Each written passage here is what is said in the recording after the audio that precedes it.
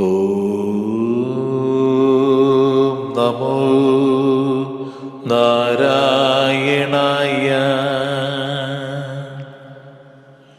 ഓം നമോ നാരായണായ. ഓം നമോ നാരായണായ.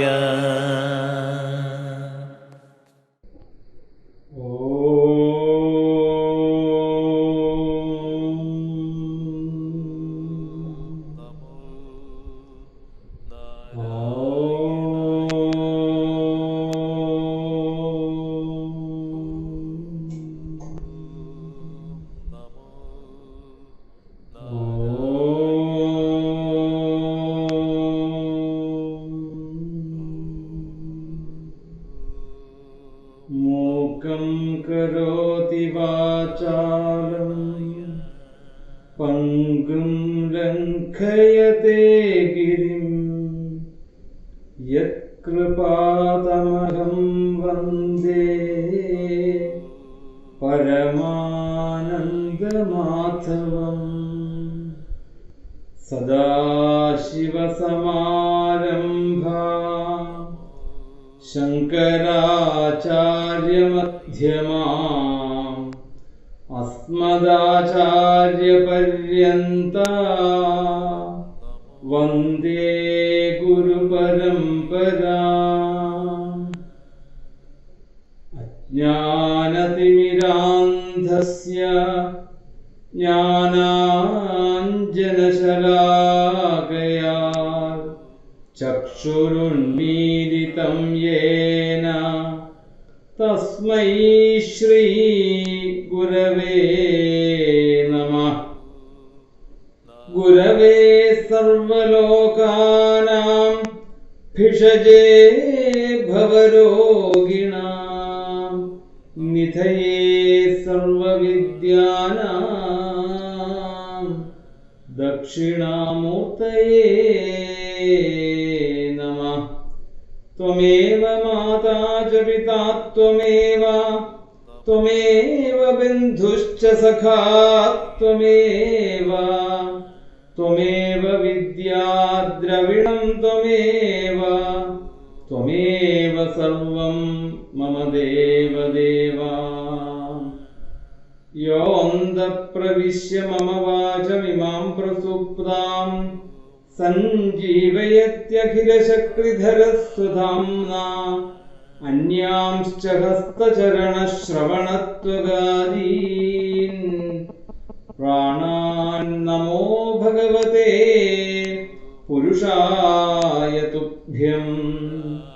ഭള്ളനുള്ളിലരാത്ത നിർമ്മലതയും നിസ്വാർത്ഥമാം ഭക്തിയും ഉള്ളിൽ പെയ്തലിഞ്ഞ ഭഗവത് സപ്താഹ പീയൂഷവും തള്ളിത്തള്ളി നിറഞ്ഞുയർന്ന അമൃതമാം സൽകീർത്തി തന്മൂർത്തിയാം മള്ളിയോർ ശങ്കര വിപ്രവർയ സുഹൃതം തുഭ്യം നമസ്തേ നിശം. സദ്ഗുരുഭ്യോ നമഃ. ഗോവിന്ദനാമ സങ്കീർത്തനം. ഗോവിന്ദ ഗോവിന്ദ. എല്ലാവർക്കും നമസ്കാരം. അതുപോലെയുള്ള ഭാഗവത വിചാരത്തിലേക്ക് പ്രവേശിക്കാം. നിത്യവും അഭ്യാസത്തിലൂടെ മാത്രമേ നമുക്ക് ആത്മീയമായിട്ടുള്ള പുരോഗതി നമുക്ക് കൈവരിക്കാൻ സാധിക്കുകയുള്ളൂ. എന്തുകൊണ്ടാണത്? കാരണം എപ്പോഴും ഈ ത്രിഗുണങ്ങൾ നമ്മളെ ബാധിച്ചുകൊണ്ടേയിരിക്കും. ഭൗതികമായി ബന്ധപ്പെട്ടുകൊണ്ട് നമ്മൾ ജീവിക്കുമ്പോൾ സത്വഗുണമായിട്ടും രജോ ഗുണമായിട്ടും തമോ ഗുണമായിട്ടും ഉള്ള സ്വഭാവങ്ങൾ നമ്മളുടെ ശരീരത്തിൽ, മനസ്സിൽ, ഇന്ദ്രിയങ്ങളിൽ അനുവർത്തിച്ചുകൊണ്ടേയിരിക്കും. അപ്പം അത് നമുക്ക് എപ്പോഴും എന്ത് ചെയ്യാൻ സാധിക്കുകയുള്ളൂ? നന്മയുള്ള ഒരു മനസ്സിന് നല്ലൊരു ചൂല് അല്ലേ, നല്ലൊരു ചൂല് നമുക്ക് എപ്പോഴും നമ്മുടെ മനസ്സിലുണ്ടാവണം. അപ്പൊ ദിവസവും നമ്മൾ എന്ത് ചെയ്യണം? ഭാഗവത വിചാരം ചെയ്യുന്നതിന് മുമ്പ് ആ മാലിന്യങ്ങളെയൊക്കെ ഒന്ന് തൂത്ത് കളയണം, വേണ്ടേ? അപ്പൊ അതിനു വേണ്ടിയിട്ട് വ്യാവഹാരികമായിട്ടുള്ള പല കാര്യങ്ങളിൽ നിന്നാണ് നമ്മൾ ഇപ്പോൾ നിങ്ങൾ ഈ യൂട്യൂബിലേക്ക് ലൈവിലേക്ക് എത്തിയിരിക്കുന്നത്. അപ്പൊ തീർച്ചയായിട്ടും ആ പ്രശ്നങ്ങളെയൊക്കെ എന്ത് ചെയ്യണം? അവിടെ എവിടെയെങ്കിലും ഒന്ന് ഒരു സ്വസ്ഥമായിട്ട് എവിടെയെങ്കിലും എടുത്ത് വെച്ച് മനസ്സ് ശുദ്ധമായി ശാന്തമാക്കിക്കൊണ്ട് സമാധാനപരമായിട്ടിരുന്ന് ഭാഗവതത്തെ നമുക്ക് കേൾക്കാൻ സാധിക്കണം. അപ്പൊ ഈ ശുദ്ധമായിട്ടുള്ള മനസ്സിലേക്ക് തത്വങ്ങൾ വേണ്ട രീതിയിൽ മാധുര്യമായിട്ടുള്ള തേൻ പോലെ അതിലേക്ക് നമുക്ക് നിറയ്ക്കാൻ സാധിക്കുകയുള്ളൂ. അപ്പോൾ ആ ഭാവശുദ്ധിക്ക് വേണ്ടിയിട്ട് ഭാഗവതത്തിന്റെ ദിവ്യനാമം നമുക്ക് 3 ജപിച്ചുകൊണ്ട് ആരംഭിക്കാം. സത്യം പരം ധീമഹി, സത്യം പരം ധീമഹി, സത്യം പരം ധീമഹി. ഗോവിന്ദ നാമ സങ്കീർത്തനം, ഗോവിന്ദ ഗോവിന്ദ. ഗോവിന്ദ ജയ് ജയ് ഗോപാല ജയ് ജയ്, ഗോവിന്ദ ജയ് ജയ് ഗോപാല ജയ് ജയ്. രാധാരമണ ഹരി ഗോവിന്ദ ജയ് ജയ്, രാധാരമണ ഹരി ഗോവിന്ദ ജയ് ജയ്, ഗോവിന്ദ ജയ് ജയ് ഗോപാല ജയ് ജയ്. ഗോവിന്ദനാമ സങ്കീർത്തനം, ഗോവിന്ദ ഗോവിന്ദ. നാമസങ്കീർത്തനം ആണ് നമ്മുടെ ഈ കലിയുഗ ധർമ്മ ആയിട്ട് പറഞ്ഞിരിക്കുന്നത്. അപ്പൊ അതിനൊരു എല്ലാവരും ഒരുമിച്ച് ഈ നാമം ജപിക്കാൻ വേണ്ടിയിട്ടാണ് നമ്മുടെ ദിവസവും ഇപ്പോൾ ആ നാമസങ്കീർത്തനവും കൂടി അതിലൂടെ കൂട്ടിയിരിക്കുന്നതെന്ന് പറയുക. നമുക്ക് ഭാഗവത വിചാരത്തിലേക്ക് കിടക്കാം. നമ്മളിപ്പോൾ ഒരു സ്കന്ധം മുഴുവൻ അല്ലെ, പ്രഥമ സ്കന്ധം മുഴുവൻ പറഞ്ഞ് 19ാമത്തെ അധ്യായത്തിന്റെ പാരായണം നമ്മളൊരു ലിങ്ക് ഇപ്പം വായിച്ചു വെച്ചിട്ടുണ്ട്, അത് നിങ്ങൾക്ക് കാണാൻ സാധിക്കും. അപ്പോൾ ആ ഒരു 12 സ്കന്ധങ്ങളിൽ ഒരു സ്കന്ധം നമുക്ക് ഭഗവാന്റെ ഗുരുവായൂരപ്പന്റെ പാദങ്ങളിൽ, സജ്ജനങ്ങളുടെ പാദങ്ങളിൽ നമുക്ക് സമർപ്പിക്കാൻ സാധിച്ചത് ആ ഗുരുവായൂരപ്പനോട് എത്ര നന്ദി പറഞ്ഞാലും മതിയാവില്ല. കാരണം ഈയൊരു ഓൺലൈനിലൂടെ നമുക്കിത് സാധിക്കുക എന്ന് പറഞ്ഞാൽ അത് തീർച്ചയായിട്ടും ഭഗവാൻ അനുഗ്രഹം ഉണ്ടാവണം, ഗുരുനാഥന്റെ അനുഗ്രഹം, സജ്ജനങ്ങളുടെ പ്രാർത്ഥന, അതുകൊണ്ട് മാത്രമാണ്. എന്തായാലും നമുക്ക് ആ പ്രഥമസ്കന്ധം ഒന്ന് ചുരുക്കി ഒന്ന് ഓടിച്ച് ഒന്ന് പറഞ്ഞ് നമുക്ക് ദ്വിതീയത്തിലേക്ക് കിടക്കാം.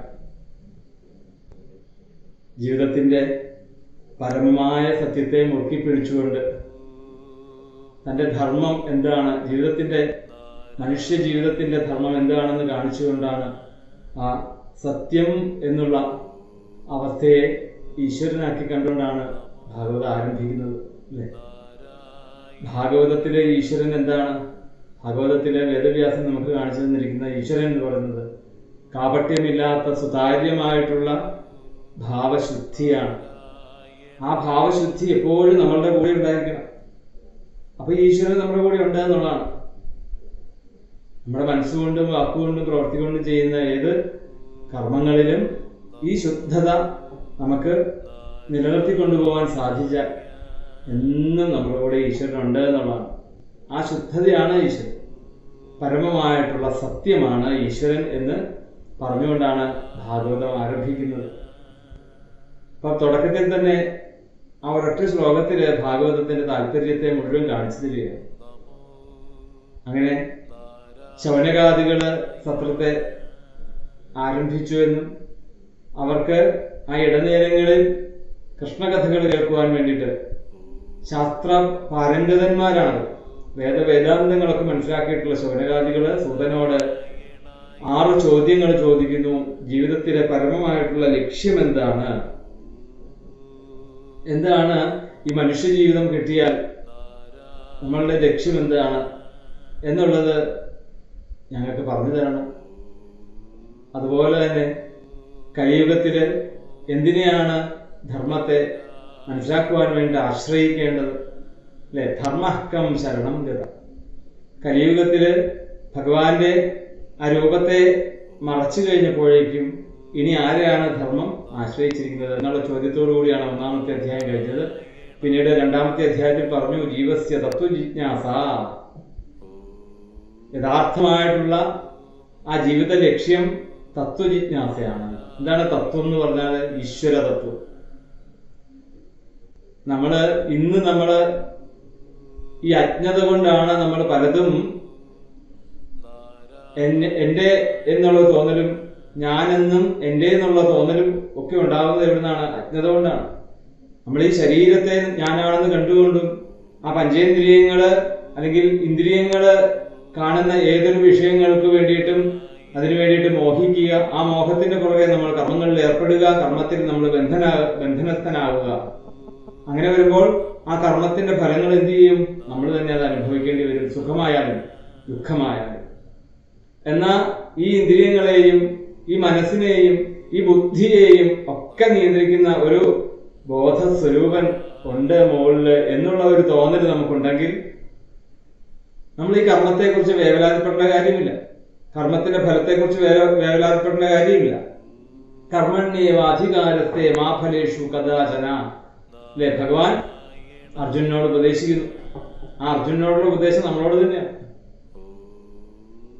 ആ ബോധസ്വരൂപനെ നമുക്ക് മനസ്സിലാക്കാൻ സാധിച്ചാൽ ഒരിക്കലും നമുക്ക് പിന്നീട് ഈ മനസ്സിൽ ആവശ്യമില്ലാത്ത വേവലാതികളെ നമ്മൾ നടക്കേണ്ട കാര്യമില്ല. പിന്നെ നമ്മൾ മനസ്സ് സ്വതന്ത്രമായി എന്ത് കർമ്മങ്ങളും അത് തന്നെ കൊണ്ട് ചെയ്യിക്കുന്നു എന്നൊരു തോന്നലിലൂടെ ആ ഭഗവത് അർപ്പണമായിക്കൊണ്ട് ഏത് കർമ്മങ്ങൾ ചെയ്താലും, അല്ലെ, മനോഭാ കർമ്മങ്ങളിലൂടെ ചെയ്യുന്ന ഏത് പ്രവൃത്തികളും ഒക്കെ ഭഗവാൻ എന്നെ കൊണ്ട് ചെയ്യിക്കുന്നതാണ് എന്നുള്ള ഒരു ഉറച്ച വിശ്വാസത്തോടു കൂടിയുള്ള ജീവിതമാണെങ്കിൽ നമ്മളുടെ മനസ്സിനെ യാതൊന്നും ബാധിക്കുന്നില്ല. നല്ലതായാലും ചീത്തയായാലും ബാധിക്കുന്നില്ല. സന്തോഷം ഉണ്ടായാൽ സന്തോഷിക്കുകയും വേണ്ട, സന്താപം ഉണ്ടായാൽ ദുഃഖിക്കുകയും വേണ്ട. ഒന്നും നമ്മളെ ബാധിക്കുന്നില്ല. അല്ലെ, ആയാതം അപേക്ഷണീയം ഗതം ഗതം സർവം ഉപേക്ഷണീയം. വരുന്നതൊക്കെ വന്നോട്ടേന്നും പോകുന്നതൊക്കെ പൊക്കോട്ടെ എന്നുള്ള ഒരു ചിന്തയിലേക്ക് നമുക്ക് എത്താൻ സാധിക്കും ഈ ഒരു തത്വത്തെ ഉറപ്പിച്ചു കഴിഞ്ഞാൽ. അതാണ് സൂതൻ ശൗനകാദികൾക്ക് പറഞ്ഞു കൊടുത്തത്. പരമമായിട്ടുള്ള ലക്ഷ്യം അഹേതുക്യപ്രതിഹത. യാതൊരു കാരണവും കൂടാതെയുള്ള ഭഗവാനെ സേവിക്കുകയാണ് വേണ്ടത്. ആ ഈശ്വര സ്വരൂപനാണ് എല്ലാം നടത്തുന്നത് എന്നുള്ള ഒരു ബോധമുണ്ടായാൽ പിന്നെ യാതൊന്നും അവിടെ ആവശ്യപ്പെടാനില്ല. ഇല്ലേ, ഓരോന്നും നമ്മളെ കൊണ്ട് ചെയ്യിക്കുന്നത് ഈശ്വരനാണെങ്കിൽ ഈശ്വരൻ നമുക്ക് വേണ്ടത് എന്താണെന്ന് ചെയ്തു തന്നോളൂ. അങ്ങനെ പിന്നീട് അവതാര കഥകളെ കുറിച്ച് പറഞ്ഞു. 3-ാമത്തെ അധ്യായത്തില് നമ്മൾ പറഞ്ഞു അവതാര കഥകളെ കുറിച്ച് വിസ്തരിച്ച് നമ്മൾ പറഞ്ഞു. അല്ലെ, ഭഗവാന്റെ അവതാരം എന്തിനു വേണ്ടിയിട്ടായിരുന്നു?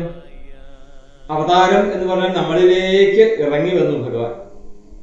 മാനുഷിക രൂപത്തിൽ തന്നെ നമ്മളിലേക്ക് എത്തി നമ്മൾ ചെയ്യേണ്ടതായിട്ടുള്ള ധർമ്മത്തെ ചെയ്തു കാണിച്ച് കൂടെ എന്താണോ തന്റെ ധർമ്മങ്ങൾ ആ ധർമ്മങ്ങളെ മനസ്സിലാക്കി ഓരോ ഘട്ടത്തിനനുസരിച്ച് ഭഗവാന്റെ അവതാരങ്ങൾ നമുക്ക് കാണിച്ചു തന്നു.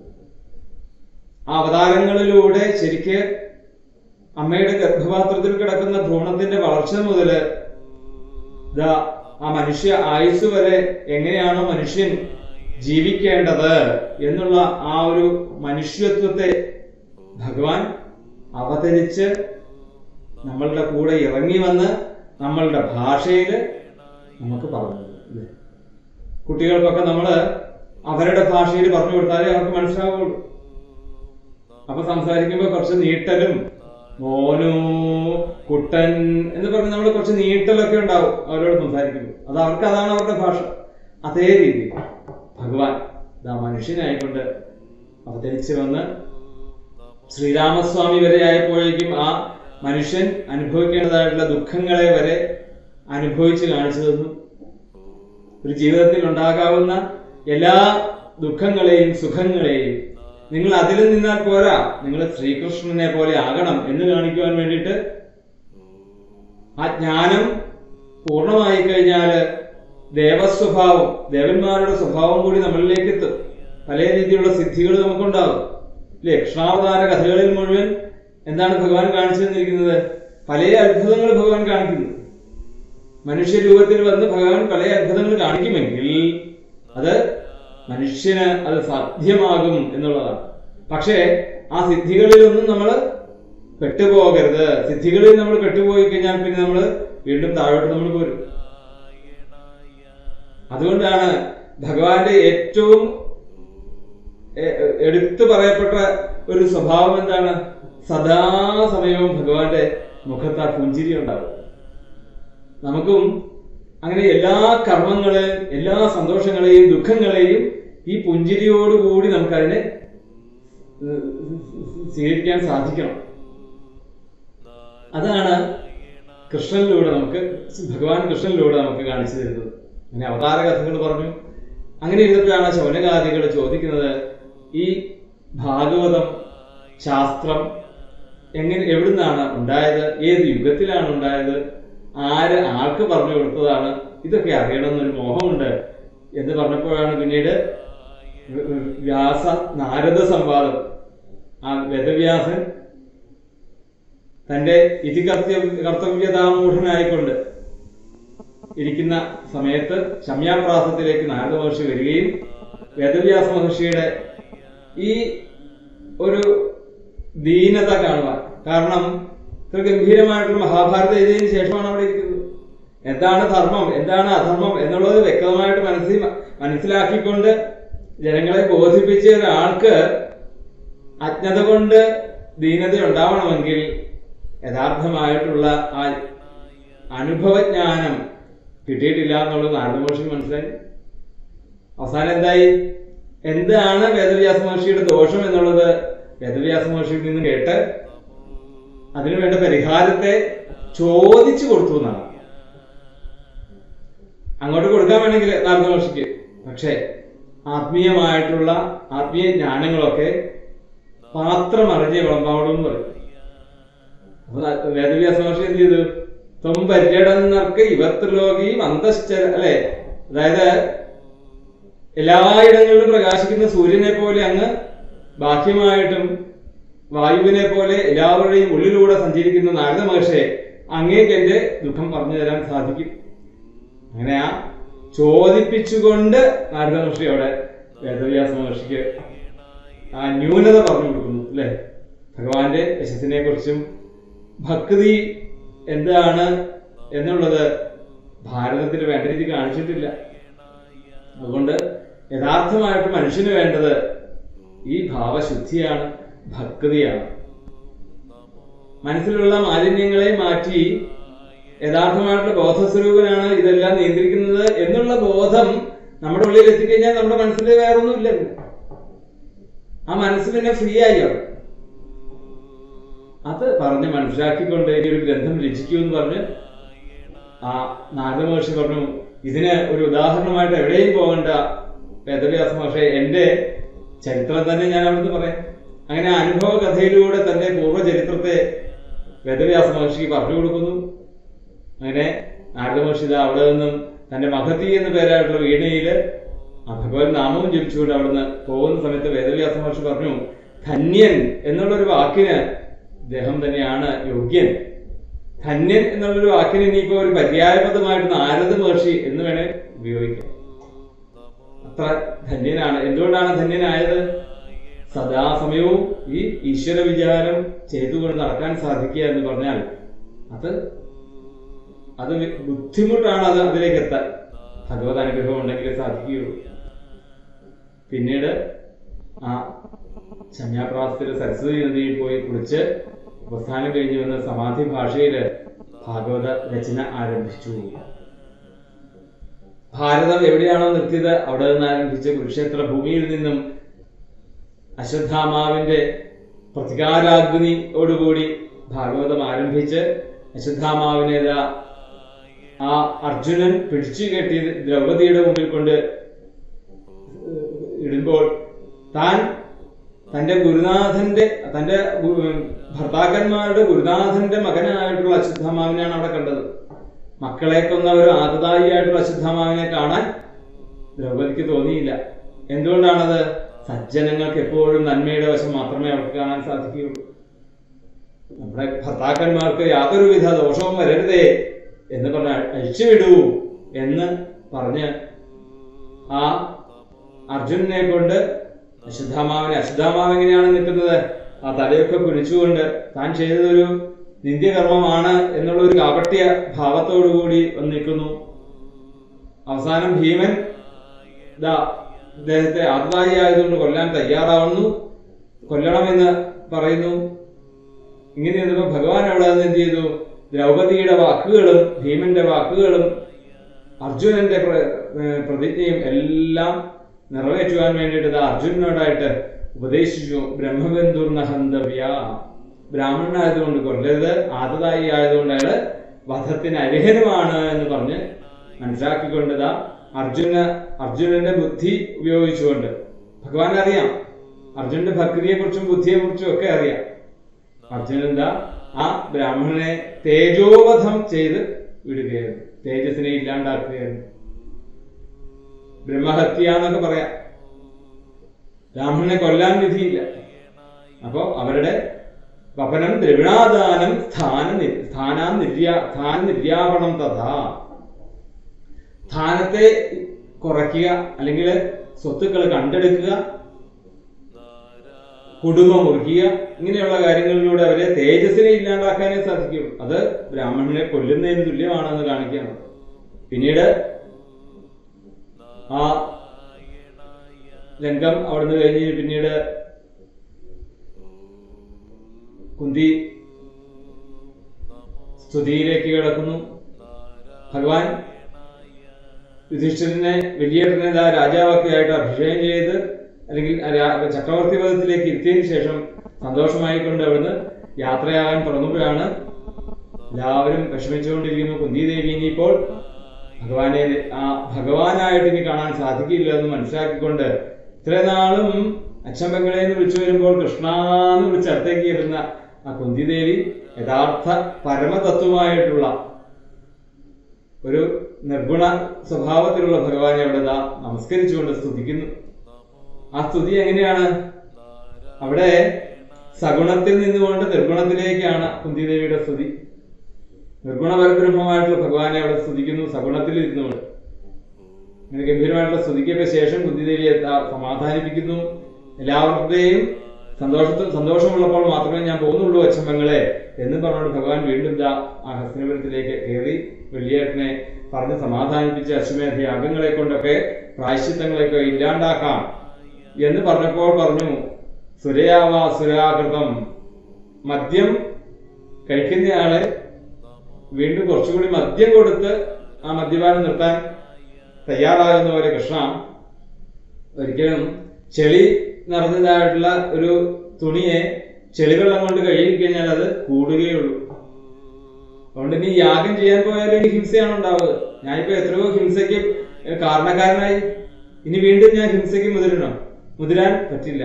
അതുകൊണ്ട് എനിക്ക് നരകത്തിൽ നിന്നൊരു മോചനം ഇനി പ്രതീക്ഷിക്കുകയേ വേണ്ട എന്ന് വ്യസനപ്പെട്ടുകൊണ്ടിരിക്കുന്ന സമയത്താണ് എന്നാൽ ഒരു കാര്യം ചെയ്യാം, ആ പിതാമഹനായിട്ടുള്ള ഭീഷ്മരെ കൊണ്ട് പറയിപ്പിക്കാം എന്ന് ഭഗവാൻ നിശ്ചയിച്ചുകൊണ്ട് ഭീഷ്മരുടെ അടുത്തേക്ക് പോകുന്നു. ഭീഷ്മസ്തുതി, ഗംഭീരമായിട്ടുള്ള സ്തുതി. ഭഗവാനെ നിറകണ്ണുകളോടുകൂടി കണ്ട ആ ഭീഷ്മര്, ഭഗവാന്റെ ഭക്തവാത്സല്യം മനസ്സിലാക്കിയിട്ടുള്ള ഭീഷ്മര് അല്ലേ, അവസാന സമയത്ത് താൻ എങ്ങനെയാണോ ഹൃദയസ്ഥം പൂജയാമാസമായി ഓപാത്ത വിഗ്രഹം, തന്റെ ഉള്ളിൽ നിറഞ്ഞു നിൽക്കുന്നതായിട്ടുള്ള ആ രൂപത്തെ മുമ്പിൽ വന്ന് കാണിച്ചു തന്നു, ഗംഭീരമായിട്ട് സ്തുതിക്കുന്നു. ആ ഉള്ളിലുള്ള തന്റെ ചൈതന്യം ഭഗവാനിലേക്ക് ലയിപ്പിച്ചുകൊണ്ട് ആ ദേഹവിയോഗം അവിടെ നടത്തി. അവിടെ ബ്രഹ്മർഷിമാര്, ദേവർഷിമാര് എല്ലാവരും അവിടെ സന്നിഹിതരായിരുന്നു. ധർമ്മപുത്രർക്ക് വേണ്ടതായിട്ടുള്ള ഉപദേശങ്ങളെയൊക്കെ കൊടുത്ത് എല്ലാവരും അവിടെ നിന്ന് അവരവരുടെ ധാമത്തിലേക്ക് മടങ്ങി. പിന്നീട് അവിടെ നിന്നും ഭഗവാൻ എല്ലാവരോടും യാത്ര പറഞ്ഞ് ദ്വാരകയിലേക്ക് യാത്രയായി. ആനർത്തത്തിൽ ചെന്ന് കഴിഞ്ഞപ്പോഴേക്കുമാണ് തന്റെ കുതിരകൾക്ക് ക്ഷീണം സംഭവിച്ചു എന്ന് മനസ്സിലായിക്കൊണ്ട് അവിടെ തങ്ങിക്കൊണ്ട് പിറ്റേ ദിവസം രാവിലെ തന്നെ ദ്വാരകാ പ്രവേശം. അവിടെ ചെന്ന് തന്റെ പാഞ്ചജന്യം മുഴക്കിയതോടുകൂടി, ആ പാഞ്ചജന്യ ധ്വനി കേട്ടതോടുകൂടി ഇവരുടെ എല്ലാവരുടെയും സങ്കടങ്ങളില്ലാണ്ടായി എന്നുള്ളതാണ്. പാഞ്ചജന്യ ധ്വനി കേൾക്കുമ്പോഴേക്കും ജഗൽ ഭയഭയാവഹം എന്നാണ്. ഈ ജഗത്തില് ഉള്ള ഭയം പോലും ഭയക്കും ഭഗവാന്റെ പാഞ്ചജന്യ ധ്വനി. എന്താണ് ജഗത്തിന്റെ ഭയം? ശരിക്ക് ഏറ്റവും വലിയത് മരണഭയമാണ് അല്ലെ. ആ മരണഭയം പോലും ഇല്ലാണ്ടാവും എന്നുള്ളത് കാണിച്ച് എല്ലാവരുടെയും ഭഗവാൻ വേണ്ട രീതിയിൽ അവരവരുടെ യോഗ്യതയ്ക്കനുസരിച്ചുള്ള ആശ്ലേഷണങ്ങളെയൊക്കെ ചെയ്ത് ദ്വാരകയിലേക്ക് പ്രവേശിച്ചു. അങ്ങനെ 11ാമത്തെ അധ്യായം കഴിഞ്ഞ് 12ാമത്തെ അധ്യായം ആയപ്പോഴേക്കും ഉത്തരാദേവി മാസമെത്തി ഗർഭിണി പ്രസവിച്ചു. പരീക്ഷത്തിന്റെ ജനനം. ആ പരീക്ഷത്തിന് വേണ്ടതായിട്ടുള്ള ജാതകർമ്മ നാമകരണങ്ങളൊക്കെ യുധിഷ്ഠിരൻ ധൗമ്യനെയും കൃപാചാര്യയൊക്കെ വിളിച്ച് ബ്രാഹ്മണരെ കൊണ്ട് ജാതക കർമ്മങ്ങളൊക്കെ ചെയ്യിച്ചു. പേരിടിച്ചു. വിഷ്ണുരാധൻ എന്നുള്ളൊരു പേരാണിട്ടത്. എന്താണ്? വിഷ്ണുവിനാൽ രക്ഷിക്കപ്പെട്ടവൻ എന്നുള്ള രീതിയിൽ വിഷ്ണുരാധൻ എന്നുള്ളൊരു പേരും. പിന്നീട് ആ ഉത്തരാദേവിയുടെ ഗർഭത്തിൽ കിടന്ന സമയത്ത് കുഞ്ഞ് ഗതയും ചുഴറ്റിക്കൊണ്ട് തന്നെ രക്ഷാവലയത്തിലൂടെ വന്ന ആ ഭഗവാനെ, ചതുർബാഹു വിഗ്രഹത്തിലുള്ള ഭഗവാനെ, ആ ഗർഭശ്രീമാനായിക്കൊണ്ട് ഗർഭത്തിൽ കിടന്നപ്പോൾ തന്നെ ഭഗവാനെ കണ്ട ആളാണ് പരീക്ഷിത്ത് അല്ലെ. അപ്പൊ പരീക്ഷിത്ത് വീണ്ടും ആ രൂപത്തെ ഇനി കാണുവാൻ വേണ്ടിട്ട് കൊതിച്ചുകൊണ്ട് പിന്നീട് പ്രസവിച്ചു കഴിഞ്ഞതിന് ശേഷം പിന്നെ എല്ലാവരുടെയും മുഖത്തിങ്ങനെ സൂക്ഷിച്ചു നോക്കും. അത് ഭഗവാനെ അന്വേഷിച്ച, അപ്പോൾ അമ്മയുടെ വയറ്റിൽ നിന്ന് ഇറങ്ങിയപ്പോൾ തുടങ്ങിയതാണ് പരീക്ഷത്തിന്റെ ഈ ഈശ്വരാന്വേഷണം. ഒരു ഭക്തന് വേണ്ട ഏറ്റവും വലിയൊരു ക്വാളിറ്റിയാണ്, അല്ലെങ്കിൽ ഒരു ഗുണമാണ് ഈശ്വരാന്വേഷണം. നമ്മളൊക്കെ അന്വേഷണം അല്ലേ. നമ്മൾ മനുഷ്യനായി കഴിഞ്ഞാൽ നമുക്ക് പല രീതിയിലുള്ള സംശയങ്ങൾ നമുക്കുണ്ട്. ഞാൻ ആരാണ്, ഞാൻ എവിടെ നിന്ന് വന്നു, ഇല്ലേ, ഇങ്ങനെയുള്ള ചോദ്യങ്ങളൊക്കെയാണ്. അതുപോലെ തന്നെ ഇവിടെ ആ ഭഗവാനെ അന്ന് കണ്ട രൂപത്തെ വീണ്ടും കാണുവാൻ വേണ്ടിയിട്ട് പലരെയും വരുമ്പോഴേക്കും മുഖത്തിങ്ങനെ പരീക്ഷിച്ച് നോക്കുമായിരുന്നു. ആ പരീക്ഷിച്ച് നോക്കുന്നതുകൊണ്ട് പരീക്ഷിത്ത് എന്നുള്ള പേരിൽ ആ വിഷ്ണുരാധൻ അറിയപ്പെട്ടു. പിന്നീട് അഭിജാതകോവിദാഹ, ആ ജാതകം ഒക്കെ എഴുതി വേണ്ടതായിട്ടുള്ള ഗുണങ്ങളെയൊക്കെ പറഞ്ഞു. എല്ലാ ഗുണങ്ങളും പറഞ്ഞ് തികഞ്ഞ ഗുണങ്ങളോട് കൂടിയിട്ടുള്ള പരീക്ഷത്തിന് ഇതിനൊക്കെ കൂടി ഒരു ദോഷം ഉണ്ട് എന്ന് പറഞ്ഞതുകൊണ്ടാണ് 7ാമത്തെ ദിവസം ഒരു ബ്രാഹ്മണ ശാപം ഉണ്ടാകുമെന്നും ആ ബ്രാഹ്മണ ശാപത്തിൽ തക്ഷകൻ കടിച്ച് ഇയാളുടെ ദേഹത്തെ വെടിയേണ്ടി വരും, എങ്കിൽ കൂടെയും ഭഗവാന്റെ ഭാഗവതനായിരിക്കും, ഭഗവാന്റെ ഭക്തനായിക്കൊണ്ട് മുക്തി പ്രാപിക്കും എന്നുകൂടി പറഞ്ഞപ്പോഴേക്കും യുധിഷ്ഠിരന് വളരെയധികം സന്തോഷമായി. അവർക്ക് വേണ്ടതായിട്ടുള്ള സമ്മാനങ്ങളൊക്കെ നൽകി അവരെ പറഞ്ഞയക്കുന്ന രംഗങ്ങള്.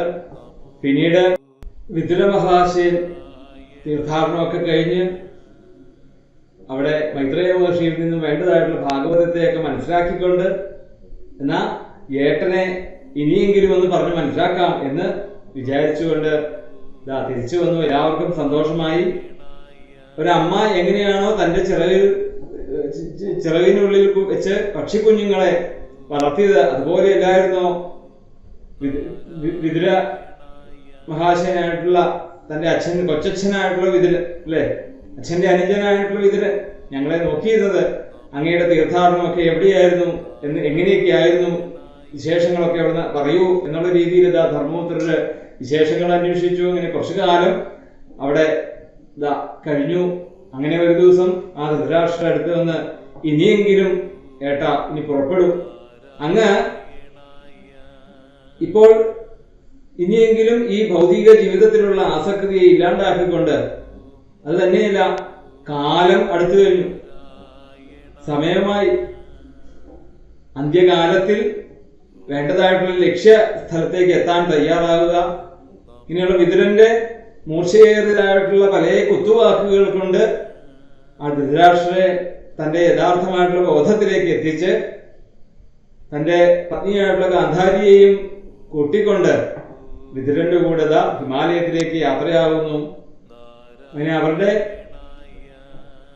സ്വധാമത്തിലേക്ക് ഭഗവത് സാക്ഷാത്കാരത്തിലേക്ക് പോകുന്ന രംഗങ്ങളെയൊക്കെ, സ്വർഗാരോഹണ രംഗങ്ങളെയൊക്കെ അവിടെ പറഞ്ഞു.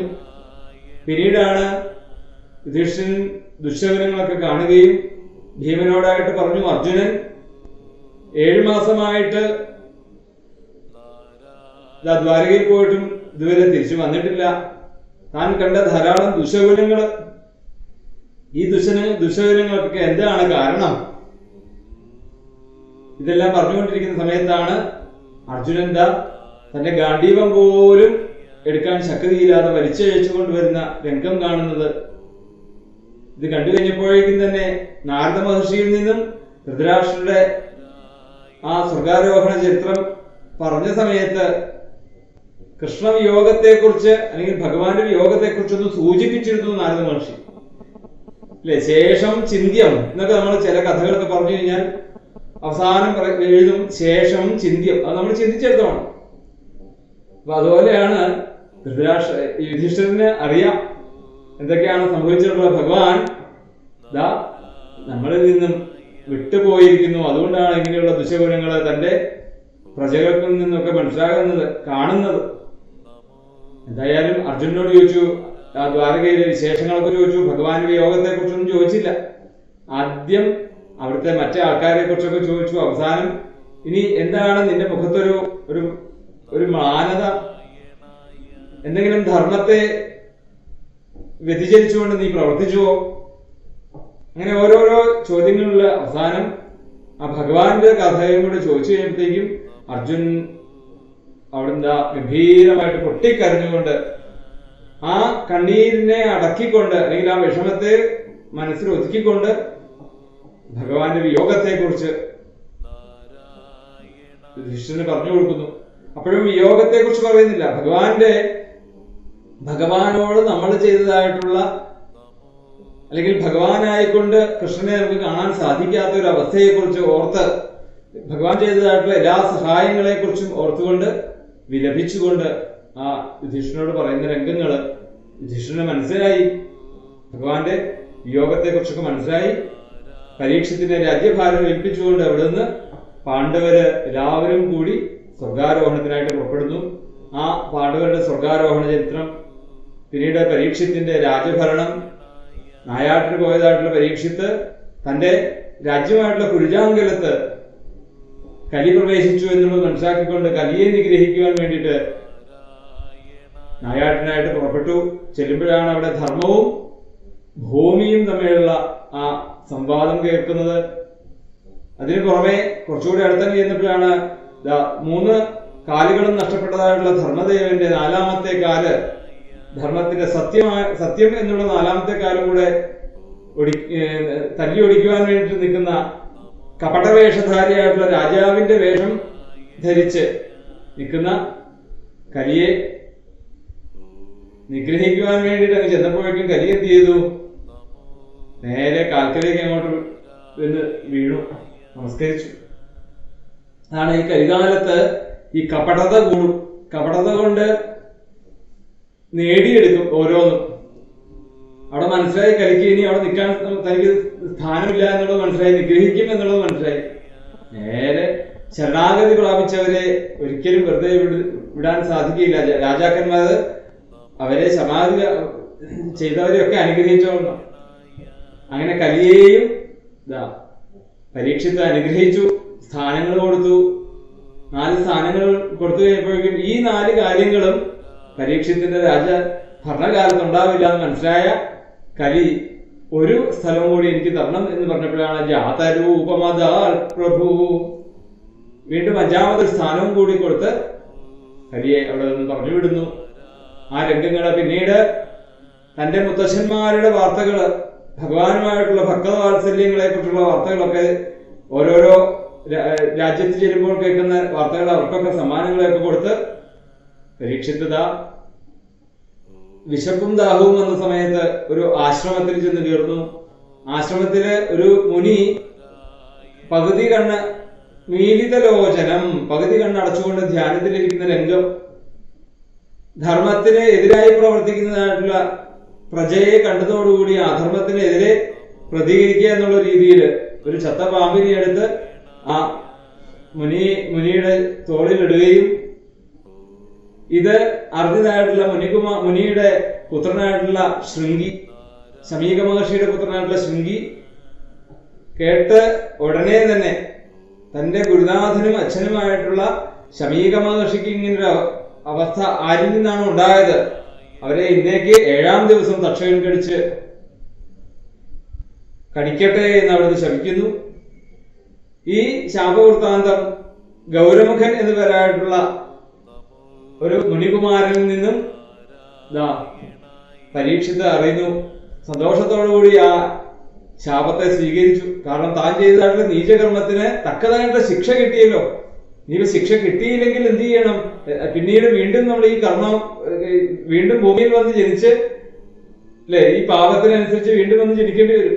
ശിക്ഷ അനുഭവിക്കാൻ തയ്യാറായി കുറച്ചുനാള് ഭരണമൊക്കെ കഴിഞ്ഞ് തന്റെ മകനായിട്ടുള്ള ജനമേജയനെ രാജ്യം ഏൽപ്പിച്ചുകൊണ്ട് അവിടെ നിന്നും ഗംഗാതീരത്തിലേക്ക് പ്രായോപവേശം ചെയ്യുവാൻ വേണ്ടിയിട്ട് പുറപ്പെട്ട് രാജർഷിമാരും ബ്രഹ്മർഷിമാരും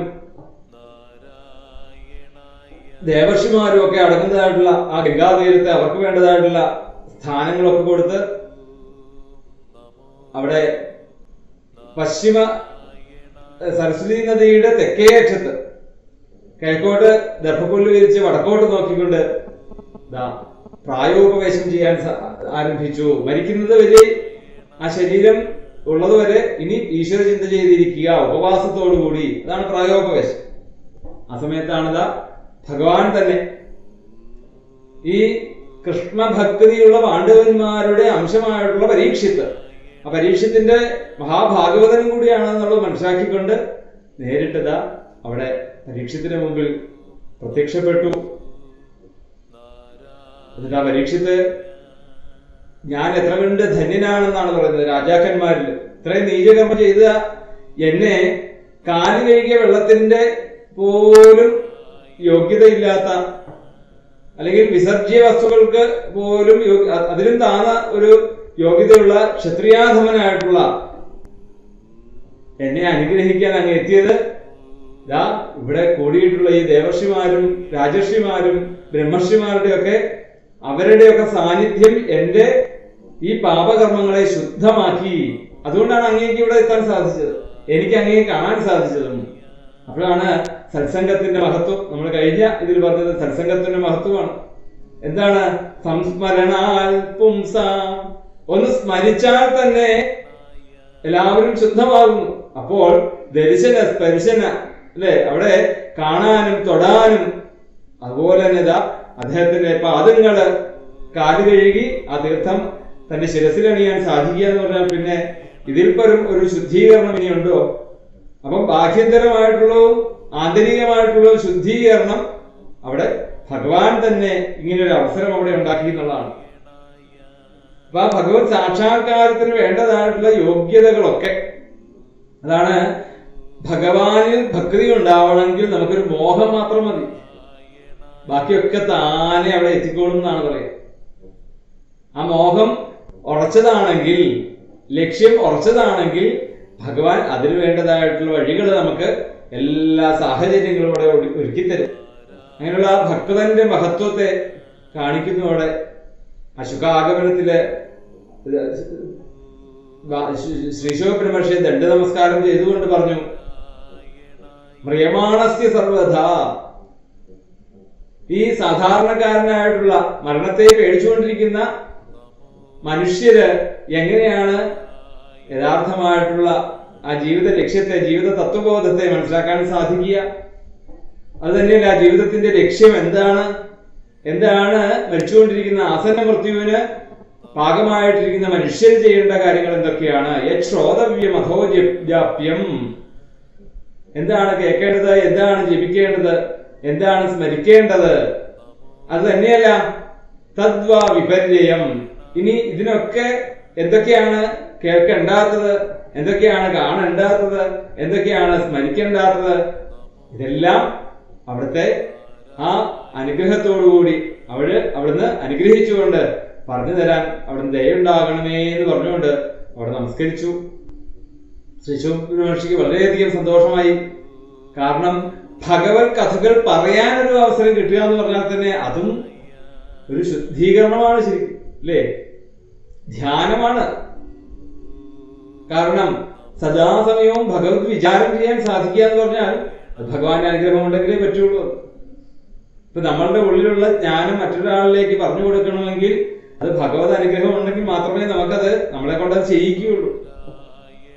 ആ രംഗത്തോടു കൂടിയാണ്, ശുഖ ആഗമനത്തോടു കൂടിയാണ് പ്രഥമ സ്കന്ധം അവിടെ അവസാനിച്ചത്.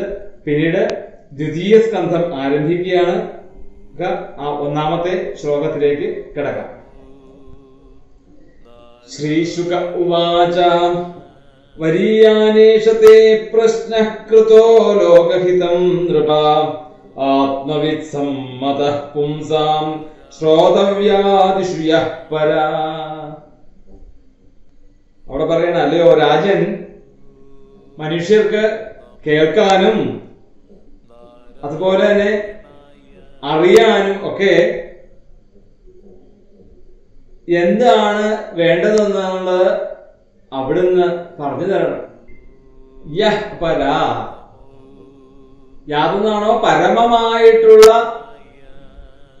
ആ സത്യത്തെയാണ് അന്വേഷണത്തിലൂടെ പരീക്ഷത്തിന്റെ ചോദ്യം. ആദ്യം തന്നെ പരീക്ഷത്തിനെ അഭിനന്ദിക്കുകയാണ് ചെയ്തത്. വരീയാനേഷത്തെ പ്രശ്ന കൃതോ ലോകഹിതം നൃപ. ലോകത്തിന് ഹിതമായിട്ടുള്ള രീതിയിലാണ് പരീക്ഷത്തിന്റെ ചോദ്യം ഉണ്ടായത്, അല്ലേ? എന്താണ് അങ്ങയുടെ ചോദ്യത്തിന്റെ മഹത്വം? ആത്മവിസമ്മത പുംസാം ശ്രോതവ്യാദിഷു യഃ പരാ. പരമമായിട്ടുള്ള സത്യത്തെ കുറിച്ചാണ് അങ്ങ് ചോദിച്ചത്. കാരണം ഈ ലോകത്തില് എല്ലാ ജീവജാലങ്ങൾക്കും, ഈ ഭൂമിയിൽ ജാതമായിട്ടുള്ള എല്ലാവർക്കും എന്താണ് പരമമായിട്ടുള്ള ലക്ഷ്യം? ജീവിതത്തിലെ പരമമായിട്ടുള്ള ലക്ഷ്യം എന്താണ്? എന്താണ് ചെയ്യേണ്ടത്? എന്താണ് സ്മരിക്കേണ്ടത്? എന്താണ് ജപിക്കേണ്ടത്? എന്തിനെയാണ് നിത്യവും സ്മരിക്കേണ്ടത് എന്ന് ആണ് അങ്ങയുടെ ചോദ്യം. അത് ലോകർക്കും കൂടി ഗുണം ചെയ്യുന്നതായതുകൊണ്ട് തീർച്ചയായിട്ടും അങ്ങയുടെ ആ ചോദ്യത്തെ അഭിനന്ദിക്കുന്നു. അത് തന്നെയല്ല, ഈ ദ്വിതീയ സ്കന്ധത്തിലാണ് ശരിക്കും ഭാഗവതത്തിന്റെ ആരംഭം, അല്ലെ? ശ്രീ ശിവബ്രഹ്മർഷിയുടെ ഉപദേശ രൂപേണയാണ് ഭാഗവതം. അപ്പൊ പ്രഥമ സ്കന്ധം ശരിക്കും ഒരു ഉപോത്ഘാതമാണ്. ശരിക്കും ആ ഉപോത്ഘാതത്തിലൂടെ എന്താണ് ശ്രോതാവ്, ആരാണ് ശ്രോതാവ്, ആരാണ് വക്താവ് എന്നുള്ളത് വ്യക്തമായിട്ട് കാണിച്ചിരുന്നു. അപ്പൊ പരമഭാഗവതനായിട്ടുള്ള ഭാവശുദ്ധിയോട് കൂടിയിട്ടുള്ള ഭക്തോത്തമനായിട്ടുള്ള പരീക്ഷിത്താണ് മുഖ്യ ശ്രോതാവായിട്ടും അതുപോലെ തന്നെ വക്താവായിട്ട് ഇതേ രീതിയിലുള്ള എല്ലാ ഗുണങ്ങളും നിറഞ്ഞതായിട്ടുള്ള പരമഭക്തിയോടുകൂടി, കാരണം പരിവ്രാജക നിലയിലേക്ക് എത്തിയതായിട്ടുള്ള അനുപേതം അപേത കൃത്യം, എല്ലാ കർമ്മങ്ങളെയും അതീതനായിക്കൊണ്ട്, ഗുണാതീതനായിക്കൊണ്ട് പരിവ്രാജകനായി സന്യാസത്തിലേക്ക് കടന്നതായിട്ടുള്ള ശ്രീ ശിവബ്രഹ്മർഷി ആ ഭാഗവതത്തിന്റെ വേദാന്ത തത്വത്തെ മനസ്സിലാക്കിക്കൊണ്ട് ഭാഗവതത്തിലെ വേദാന്ത സാരത്തെ അച്ഛൻ ശിഷ്യന്മാർക്ക് പറഞ്ഞു കൊടുക്കുന്നത് കേട്ടതോടുകൂടി ബലിഹാപീഠം നടവരവപു കർണയോ കർണികാരം, അല്ലെ? ഭഗവാൻ ഒരു കാല് പിണച്ചു വെച്ചുകൊണ്ട് ആ മോഹനമായിട്ടുള്ള ഓടക്കുഴൽ വിളിക്കുന്നതായിട്ടുള്ള രംഗം അവിടുന്ന് വർണ്ണിക്കുന്നത് കേട്ടപ്പോഴേക്കും അച്ഛന്റെ പാദങ്ങളിൽ വീണ് നമസ്കരിച്ചുകൊണ്ട് എനിക്കും ആ ഭാഗവതത്തെ അവിടുന്ന് ഉപദേശിച്ചു തരണമെന്ന് അച്ഛനോട് ആവശ്യപ്പെട്ടുകൊണ്ട്, അതെന്തുകൊണ്ടാണ്? വേദപ്രാമാണ്യമുള്ളതുകൊണ്ട്.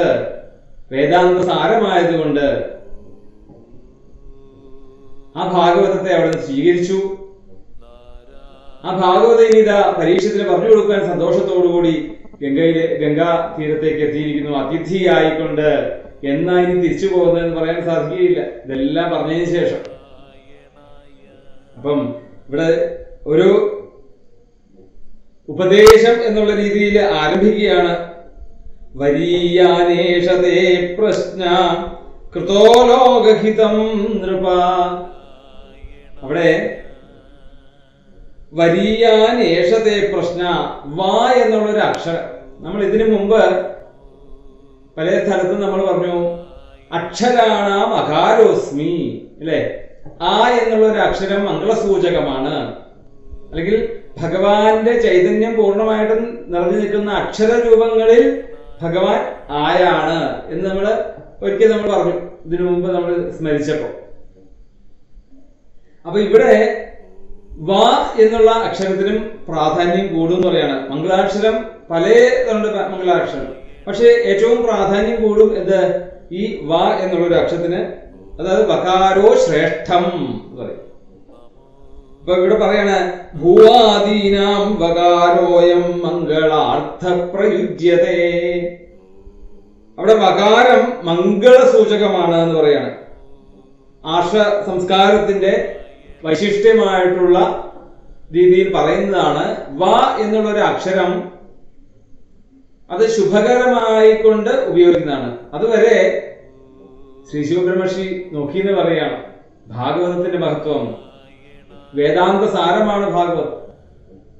പിന്നെ പല അധ്യായങ്ങളിൽ നമുക്ക് നോക്കിയാൽ അറിയാൻ സാധിക്കും. നരസിംഹാവതാരം ആരംഭിക്കുന്നത് ആ അക്ഷരത്തോടു കൂടിയാണ്. നമ്മൾ പറഞ്ഞു മംഗളസൂചകമായിട്ടുള്ള അക്ഷരമാണ് ആ. കൃഷ്ണാവതാരം ആ എന്നുള്ള അക്ഷരത്തിൽ തുടങ്ങും. അതുപോലെ ഇനി ബ്രഹ്മോപദേശത്തിന്റെ അധ്യായം അതും ആ എന്നുള്ള അക്ഷരത്തിലാണ് തുടങ്ങുന്നത്. അപ്പം അവിടെ തൊട്ട് ആരംഭിക്കുകയാണ്. ഒരു ദ്വാദശ അക്ഷരത്തോടുകൂടിയാണ് ഈ ശ്രീ ശിവബ്രഹ്മർഷിയുടെ ഉപദേശം ആരംഭിക്കുന്നത് എന്ന് പറയുന്നത്. അപ്പം ആരംഭത്തിലും മധ്യത്തിലും അന്ത്യത്തിലും മംഗളസൂചകമായിട്ടുള്ള അക്ഷരങ്ങള് ഘടിപ്പിച്ചുകൊണ്ടാണ്. അത് എന്തുകൊണ്ടാണ് അങ്ങനെ? മംഗളം ഭവിക്കട്ടെ എന്നുള്ള ഒരു നിശ്ചയദാർഢ്യം അല്ലെങ്കിൽ ഉദ്ദേശശുദ്ധിയോടുകൂടിയാണ് അവിടെ ഉപദേശം ആരംഭിച്ചത് എന്ന് പറയണം. അപ്പം ഈ ചോദ്യം വളരെ ഗംഭീരമാണ്. അതുകൊണ്ടാണ് ആ സന്തോഷത്തിലാണ് ഈ മംഗളകാര്യമായിട്ടുള്ള രീതി പറയാൻ തുടങ്ങുന്നത്. കാരണം എന്താണ്? ആഖ്യാനം ചെയ്യുന്നയാൾക്കും കേൾക്കുന്ന ശ്രോതാവിനും ഈ അന്വേഷിക്കുന്ന എല്ലാ ജനങ്ങൾക്കും ഉത്തമമായിട്ടുള്ള, എല്ലാവർക്കും പ്രയോജനം ചെയ്യുന്നതായിട്ടുള്ള, പവിത്രീകരിക്കുന്നതായിട്ടുള്ള ഒരു ചോദ്യമാണ് നിങ്ങൾ ചോദിച്ചത്. വളരെയധികം പ്രശംസിക്കുന്നു എന്ന് പറയാണ്. ഗംഗാജലം പോലെയാണ്. എന്താണ് ഗംഗാജലത്തിന്റെ പ്രാധാന്യം? എന്താണ്? ഗംഗാജലം മറ്റുള്ള എല്ലാ വസ്തുക്കളെയും ശുദ്ധീകരിക്കുന്നത് പോലെ ഇനി ആ ശ്രീശുക ബ്രഹ്മർഷിയുടെ അമൃതവാണികളിൽ കൂടി എല്ലാത്തിനെയും ആ കൃഷ്ണ കഥകളിലൂടെ, ഭഗവത് കഥകളിലൂടെ എല്ലാവരെയും പവിത്രമാക്കി തരുന്നു ആ ശ്രീശുകന്റെ വാക്കുകളിലൂടെ. ആ ഭാഗവത ആരംഭം തന്നെ ഇവിടെ കുറിച്ചു. പ്രഥമസ്കന്ധം നമ്മൾ പറയുന്നത് ഒരു ഉപോദ്ഘാതമാണ്. ഇനി രണ്ടാമത്തെ ശ്ലോകം നോക്കാം. ശ്രോതവ്യാദീനി രാജേന്ദ്ര നൃണാം സന്ധി സഹസ്രശാ പശ്യതാമാത്മതത്വം ഗൃഹേഷു ഗൃഹമേധിനാം. പറയുകയാണ് ശ്രോതവ്യാദീനി രാജേന്ദ്ര നൃണാം സന്ധി സഹസ്രശാ. രാജാവെ, ജനങ്ങളെ സംബന്ധിച്ചിടത്തോളം ധാരാളം കാര്യങ്ങൾ, ആയിരക്കണക്കിന് കാര്യങ്ങളാണ് അവർക്ക് കേൾക്കാനുള്ളത്, അല്ലേ? അവർക്ക് ഈ അവശ്യതാം ആത്മതത്വം ഗൃഹേഷു ഗൃഹമേധിനാം, ആത്മതത്വജ്ഞാനികൾ ഒഴിച്ച് ബാക്കിയുള്ള ഭൗതിക തത്വവാദികളായിട്ടുള്ളവർക്ക് ആയിരക്കണക്കിന് കാര്യങ്ങളാണ് കേൾക്കാനുള്ളത്. കാരണം അവരെ സംബന്ധിച്ചിടത്തോളം ജീവിതത്തില് സുഖത്തിന് വേണ്ടിയിട്ട് രാവിലെ തുടങ്ങുന്ന ഓട്ടം അല്ലേ, 9 മണിയാകുമ്പോഴത്തേക്കും ഓട്ടം നിന്ന് എന്തെങ്കിലുമൊക്കെ കഴിച്ച് കിടക്കുന്നു. ഇങ്ങനെ ആഹാര നീഹാര നിദ്ര മൈഥുനത്തില് മാത്രം ലക്ഷ്യമാക്കിക്കൊണ്ട് നടക്കുന്ന ഭൗതികവാദികള് ഗൃഹേഷു ഗൃഹമേധിനാം, ഗൃഹമേധികളായിക്കൊണ്ട് എടുത്തു പറയുകയാണ് അവിടെ. അതായത് നമ്മളുടെ ഗൃഹത്തിൽ നമ്മൾ ജീവിക്കുമ്പോൾ ഗൃഹസ്ഥാശ്രമികളായിട്ട് നമ്മൾ ജീവിക്കാൻ സാധിക്കണം എന്നാണ് പറയുക. 2 രീതിയിലാണ് നമ്മളുടെ ഈ മനുഷ്യരെ തരംതിരിച്ചിരിക്കുന്നത്. ഏതൊക്കെയാണ്? ഗൃഹമേധികളുമുണ്ട്, ഗൃഹസ്ഥാശ്രമികളുമുണ്ട്. എങ്ങനെയാണ് ഗൃഹസ്ഥാശ്രമികളാകുന്നത്? ഗൃഹസ്ഥാശ്രമികൾ എന്ന് പറഞ്ഞാൽ ഗൃഹത്തിനെ ആശ്രമത്തിന്റെ രീതിയിൽ പവിത്രീകരിക്കണം. അതുകൊണ്ടാണ് നമ്മൾ കഴിഞ്ഞ ദിവസം നമ്മൾ അനുസ്മരിച്ചപ്പോൾ അകത്തുള്ളത് പുറത്തേക്കും പുറത്തുള്ളത് അകത്തേക്കും എന്നൊക്കെ നമ്മൾ പറഞ്ഞു ഇല്ലേ? ഇപ്പൊ മലിനമായിട്ടുള്ള എല്ലാ വസ്തുക്കളെയും ദൂരെ കൊണ്ട് മാറ്റുന്നതിന്റെയൊക്കെ ഉദ്ദേശം എന്താണ്? ആ ഗൃഹത്തെ ആശ്രമമായിട്ട് പവിത്രീകരിക്കേണ്ടത് ഒരു ചുമതല ആ ഗൃഹസ്ഥനുണ്ട്, അല്ലെങ്കിൽ ആ ഗൃഹത്തിൽ താമസിക്കുന്നവർക്കുണ്ട്. ഗൃഹമേധികളെ സംബന്ധിച്ചിടത്തോളം ഭൗതികമായിട്ടുള്ള ലൗകികമായിട്ടുള്ള ആസക്തിയില് അല്ലെങ്കിൽ അതാണ് പരമപ്രധാനം എന്ന് കണക്കാക്കിക്കൊണ്ട് ജീവിക്കുന്നവരാണ് ഗൃഹമേധികള്. എന്നാൽ ഇതൊക്കെ താൽക്കാലികമായിട്ടുള്ള ഒരു സുഖം മാത്രമേ ഉള്ളൂ എന്നുള്ള ജ്ഞാനം സിദ്ധിച്ചവരാണ് ആത്മജ്ഞാനികള്. അവര് യഥാർത്ഥമായിട്ടുള്ള അവരുടെ ലക്ഷ്യത്തിലേക്ക് കടക്കാൻ തയ്യാറാവുമ്പോൾ അവർക്ക് ബന്ധങ്ങളില്ലാത്തൊരവസ്ഥയായി. ഗൃഹത്തിൽ താമസിക്കുമെങ്കിലും എല്ലാ കർമ്മങ്ങളും ചെയ്യുമെങ്കിലും ബന്ധനം അവർക്കുണ്ടാകുന്നില്ല. ഇനി മറ്റവർക്കാണെങ്കിലോ, മറ്റവർക്ക് അങ്ങനെയല്ല. മറ്റവർക്ക് ആ കുടുംബ ലൗകിക ക്ഷേമത്തെ അന്വേഷിച്ചുകൊണ്ട് അവരോടുള്ള സ്നേഹബന്ധങ്ങള് അല്ലെ, ഭാര്യ ഭർത്താവ് കുട്ടികള് എന്നുള്ള ആ സ്നേഹ ബന്ധങ്ങൾ കൊണ്ട് അവരെന്ത് ചെയ്തു? ഇവരുടെ സ്നേഹത്തിന് വേണ്ടിയിട്ട് അവർ ജീവിക്കുകയാണ്. യഥാർത്ഥ സ്നേഹമല്ല അവിടെ അല്ലെ, യഥാർത്ഥമായിട്ടുള്ള സ്നേഹമല്ല അവിടെ. കാരണം എന്താണ്? അവരിൽ നിന്നും എന്തൊക്കെയോ സ്നേഹത്തെ പ്രതീക്ഷിച്ചുകൊണ്ടാണ് അവരുടെ കൂടെ ജീവിക്കുന്നത്. അതാണ് ഗൃഹമേധികൾ. ഒരിക്കലും യഥാർത്ഥമായിട്ടുള്ള സ്നേഹമല്ല. ഇവരിൽ നിന്ന് എന്തൊക്കെയോ തന്നെ സ്നേഹിക്കും എന്നുള്ള ഒരു പ്രതീക്ഷയുടെ പുറത്താണ് അവരെ സ്നേഹിക്കുന്നത്. പക്ഷെ എത്രയൊക്കെ നമുക്ക് ഇതിന് അനുഭവജ്ഞാനം ഉണ്ടായാലും വീണ്ടും എന്താണ്? വീണ്ടും നമ്മൾ അവരെ ഈ ഒരു പ്രവൃത്തിയിലേക്ക് തന്നെ വീണ്ടും നമ്മൾ ആ സ്നേഹത്തിന് വേണ്ടിയിട്ട് സ്വാർത്ഥത കാണിക്കുകയാണ്. ഈ സ്വാർത്ഥത എന്ത് ചെയ്യുന്നു? ഈ സ്വാർത്ഥത നമ്മളെ മറ്റു രീതിയിലുള്ള പല ദുശ്ശീലങ്ങളിലേക്കും, അസൂയ, അഹങ്കാരം തുടങ്ങിയതായിട്ടുള്ള മാലിന്യങ്ങളെ നമ്മളുടെ മനസ്സിലേക്ക് നിറച്ചു വരുന്നു. അപ്പൊ അവിടെ ശരിക്കും എന്താണ്? യഥാർത്ഥമായിട്ടുള്ള സ്നേഹമാണോ അവിടെ ഉള്ളത്? അല്ല. അവിടെ എന്തൊക്കെയോ പ്രതീക്ഷിച്ചുകൊണ്ടാണ് നമ്മളുടെ കുടുംബജനങ്ങളായിട്ടുള്ള ഭാര്യയോടായാലും മക്കളോടായാലും അച്ഛനോടായാലും അമ്മയോടായാലും തിരിച്ച് എന്തൊക്കെയോ പ്രതീക്ഷിച്ചുകൊണ്ടുള്ള സ്നേഹമാണ്. സ്നേഹം എന്ന് പറഞ്ഞാൽ യഥാർത്ഥത്തിൽ സ്നേഹം എന്ന് പറഞ്ഞാൽ എന്താണ്? യഥാർത്ഥത്തിലുള്ള സ്നേഹം പ്രേമമാണ് വേണ്ടത്. ഒന്നും തിരിച്ചു പ്രതീക്ഷിക്കാതെ ആത്മസമർപ്പണത്തോടുകൂടി ഒരാളെ സ്നേഹിക്കുന്ന ആരാണോ അവരാണ് യഥാർത്ഥമായിട്ടുള്ള സ്നേഹം. പക്ഷെ ഗൃഹമേധികളെ സംബന്ധിച്ചിടത്തോളം അങ്ങനെയല്ല. ഗൃഹസ്ഥ ആശ്രമികൾ അങ്ങനെയാണ്. എന്തുകൊണ്ടാണ്? എല്ലാവരിലുമുള്ള ആ ഈശ്വരബോധത്തെ മനസ്സിലാക്കിക്കൊണ്ട് ഈശ്വരനായിക്കൊണ്ട് സമർപ്പിച്ചുകൊണ്ട് ചെയ്യുമ്പോൾ അവർക്ക് എല്ലാം സമർപ്പണമാണ്. അവരുടെ കർമ്മങ്ങൾ മുഴുവൻ, മനോഭാവ കർമ്മങ്ങൾ മുഴുവൻ അവർ സമർപ്പിച്ചുകൊണ്ട് ചെയ്യുന്നു. ഒന്നും തിരിച്ചു പ്രതീക്ഷിക്കുന്നില്ല. അതാണ് യഥാർത്ഥമായിട്ടുള്ള പ്രേമം. ഈ പ്രേമം ഭഗവാനിലേക്കാകുമ്പോൾ അത് ഭക്തിയായി. പ്രേമവും ഭക്തിയും വ്യത്യാസമില്ല, രണ്ടും ഒന്ന് തന്നെയാണ്. അതിന്റെ ഭാവത്തിന്റെ വ്യത്യാസം മാത്രമേ ഉള്ളൂ അല്ലെ? നമ്മൾ പറയും പ്രേമം എന്നുള്ളത് നമ്മൾ കൂടുതൽ ഉപയോഗിക്കുന്നത് എവിടെയാണ്? കാമുകന്മാരിലാണ് അല്ലെ? ഈ കാമുകിയോട് പറയാണ് ഞാൻ നിന്നെ പ്രേമിക്കുന്നു എന്ന് പറഞ്ഞാല് എന്നെ തന്നെ നിനക്കായിട്ട് സമർപ്പിക്കുന്നു എന്ന് പറയുന്നു. അവിടെ തിരിച്ചൊന്നും പ്രതീക്ഷിച്ചുകൊണ്ടല്ല, പൂർണ്ണമായിട്ട് വിധേയത്തോടുകൂടി അങ്ങോട്ട് കൊടുക്കുകയാണ്. അതേ പ്രേമം, അതേ സ്നേഹം അത് ഈശ്വര സങ്കല്പത്തിലൂടെ കൊടുത്താലോ അത് ഭക്തിയായി. ഈ കാമുകിയുടെ ഉള്ളിലുള്ള ഈശ്വര തത്വത്തെ മനസ്സിലാക്കിക്കൊണ്ട് സമർപ്പിക്കാൻ സാധിച്ചാൽ അത് ഭക്തിയായി. ഇത്രയുള്ള പ്രേമവും ഭക്തിയായിട്ടുള്ള വ്യത്യാസം.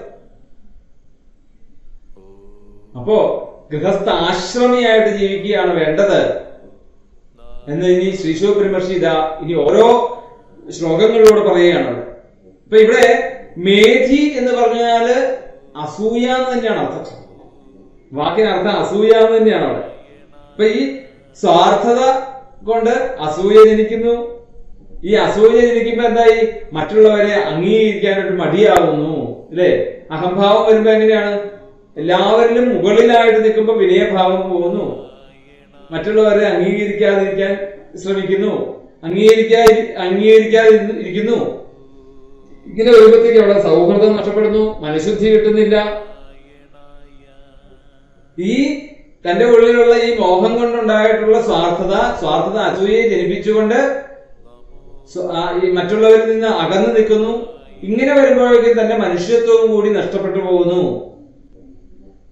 മനുഷ്യത്വം എന്ന് പറഞ്ഞാൽ എന്താണ് ശരിക്ക്? യഥാർത്ഥമായിട്ടുള്ള, ഇപ്പൊ നേരത്തെ പറഞ്ഞതായിട്ടുള്ള ഭക്തി തന്നെയാണ് മനുഷ്യത്വം. പൂർണ്ണമായിട്ടുള്ള സമർപ്പണം, അതാണ് മനുഷ്യന് വേണ്ടതായിട്ടുള്ള ഗുണം. ആ മനുഷ്യത്വം അവിടെ നഷ്ടപ്പെടുന്നു. അതുകൊണ്ട് പരമ സത്യത്തെ പോലും ഈ ഗൃഹമേധികള് മനസ്സിലാക്കുന്നില്ല. കാലത്തെ കുറിച്ച് മനസ്സിലാക്കുന്നില്ല. എത്ര കാലമുണ്ട്? നമ്മൾ കുറച്ച് കാലത്തേക്കേ ഉള്ളൂ നമ്മളുടെ ഈ ജീവിതം, അല്ലെ? തുച്ഛമായിട്ടുള്ള കാലത്ത് നമ്മള് ഇവിടെ ഭൂതാനം പറഞ്ഞതുപോലെ പലരോടും മല്ലടിച്ചുകൊണ്ട് നമ്മൾ ജീവിക്കുന്നു. എന്തിനാണത്? കുറച്ച് കാലമേ ഉള്ളൂ ഈ ഭാരതഭൂമിയില് നമ്മൾ ജീവിക്കുന്നുള്ളൂ. അപ്പൊ കാലത്തെ മനസ്സിലാക്കുന്നില്ല. അതുപോലെ തന്നെയോ മരണത്തെ കുറിച്ച് ചിന്തിക്കുന്നില്ല, ലക്ഷ്യത്തെ കുറിച്ച് ചിന്തിക്കുന്നില്ല. ഇതെല്ലാം ഇവരെന്താണ്? ഇവരുടെ ഈ ഭൗതികതയില് ഉറങ്ങിക്കിടക്കുകയാണ്. അപ്പൊ തീർച്ചയായിട്ടും ഇവിടെ നമ്മളെ ഗൃഹമേധികൾ എന്താണെന്നും ഗൃഹസ്ഥ ആശ്രമികൾ എന്താണെന്നാണ് ആദ്യം തന്നെ ശ്രീശുബ്രഹ്മർഷി പരീക്ഷത്തിന് പറഞ്ഞു കൊടുക്കുന്നത്. നമുക്കും ഇന്നത്തെ ഈ സത്സംഗം ഭഗവാന്റെ പാദങ്ങളില്, അതുപോലെ ഗുരുനാഥന്റെ പാദങ്ങളില്, ഇതെല്ലാം ശ്രമിച്ചുകൊണ്ടിരിക്കുന്ന സജ്ജനങ്ങളുടെ പാദങ്ങളിലും വീണ്ടും നമസ്കരിച്ചുകൊണ്ട് ഈ ഇന്നത്തെ സത്സംഗം നമുക്ക് സമർപ്പിക്കാം. ഇന്നത്തെ നമുക്ക് സത്സംഗത്തിൽ നിന്ന് എന്താണ് നമുക്ക് മനസ്സിലാക്കി കിട്ടിയിരിക്കുന്നത്? ഗൃഹമേധിയും ഗൃഹസ്ഥ ആശ്രമിയും, അല്ലെ? നമ്മളുടെ ഗൃഹത്തെ ആശ്രമമാക്കിക്കൊണ്ട് നമുക്ക് ജീവിക്കാൻ സാധിക്കണം. അത് യഥാർത്ഥ ജ്ഞാനത്തിലൂടെ മാത്രമേ സാധിക്കുകയുള്ളൂ. അതിന് വേണ്ട രീതിയിൽ ഭഗവാൻ അനുഗ്രഹിക്കട്ടെ എന്ന് പ്രാർത്ഥിച്ചുകൊണ്ട് നമുക്ക് ആ ഭാഗവതത്തിന്റെ ദിവ്യനാമം ജപിച്ചുകൊണ്ട് ഇന്നത്തെ സത്സംഗം ഭഗവാന്റെ പാദങ്ങളിൽ സമർപ്പിക്കാം. സത്യം പരം ധീമഹി, സത്യം പരം ധീമഹി, സത്യം പരം ധീമഹി. പൂർണ്ണമത പൂർണ്ണമിദം പൂർണ്ണാത് പൂർണ്ണമുദച്യതേ പൂർണ്ണസ്യ പൂർണ്ണമാദായ പൂർണ്ണമേവാവശിഷ്യതേ. സ്വസ്തി പ്രജാഭ്യഃ പരിപാലയന്താം ന്യായേന മാർഗേണ മഹിം മഹീശാഃ. ഗോബ്രാഹ്മണേഭ്യഃ ശുഭമസ്തു നിത്യം. ലോകാഃ സമസ്താഃ സുഖിനോ ഭവന്തു. ലോകാഃ സമസ്താഃ സുഖിനോ ഭവന്തു. ലോകാഃ സമസ്താഃ സുഖിനോ ഭവന്തു. കായേന വാചാ മനസേന്ദ്രിയൈർവാ ബുദ്ധ്യാത്മനാ വാ പ്രകൃതേ സ്വഭാവാൻ കരോമി യദ്യത് സകലം പരസ്മൈ നാരായണായേതി സമർപ്പയാമി. സർവേ ഭവന്തു സുഖിനഃ, സർവേ സന്തു നിരാമയാഃ, സർവേ ഭദ്രാണി പശ്യന്തു, മാ കശ്ചിത് ദുഃഖഭാഗ് ഭവേത്. കായേന വാചാ മനസേന്ദ്രിയൈർവാ ബുദ്ധ്യാത്മനാ വാ പ്രകൃതേ സ്വഭാവാൻ കരോമി യദ്യത് സകലം പരസ്മൈ നാരായണായേതി സമർപ്പയാമി. ഗോവിന്ദനാമ സങ്കീർത്തനം